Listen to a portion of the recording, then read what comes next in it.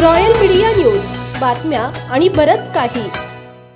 नमस्कार, मी Gauri. Royal media news मध्ये आपलं सगळ्यांचं स्वागत. पिंपरी चिंचवड मधील वाकड आणि हिंजवडी परिसरात पोलिसांनी अंमली पदार्थाविरोधी मोठी कारवाई करत महत्त्वाचं यश मिळवलंय. हिंजवडी पोलिसांनी सापळा रचून तब्बल 27,75,000 रुपयांचा मुद्देमाल जप्त केला असून यात मोठ्या प्रमाणात MDचा साठा आढळून आला आहे.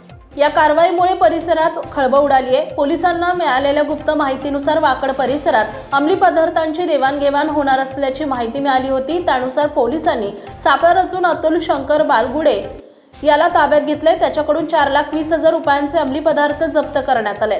चौकशी दरम्यान या साठ्याचा मुख्य पुरवठादार मुंबईत असल्याचं उघड झालं. त्यानंतर पोलिसांनी तातडीने कारवाई करत मुंबईतील गोवंडी परिसरातून शाहरुख उर्फ सद्दाम इक्बाल अन्सारी याला अटक केली आहे. त्याच्याकडून सुमारे 20 लाख रुपयांचा MD साठा जप्त करण्यात आलाय. या संपूर्ण कारवाईत एकूण 242 ग्रॅम MD, एक 4चाकी वाहन आणि इतर साहित्य जप्त करण्यात आले. या प्रकरणी दोन्ही आरोपींविरोधात गुन्हा दाखल करण्यात आला असून पुढील तपास सुरू आहे.